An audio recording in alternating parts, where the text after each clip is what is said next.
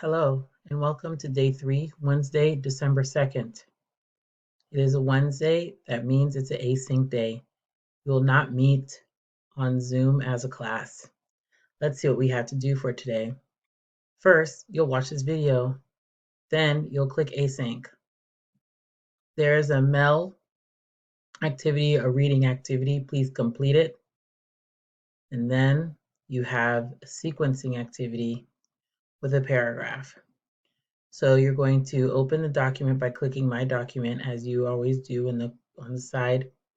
Read everything first before you begin. And then when you're done, you will click Submit.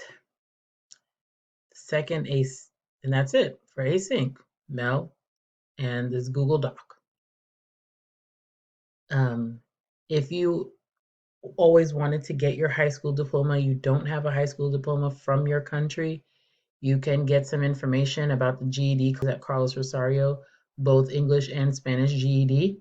So there is a session this morning on Zoom from 11 to 12.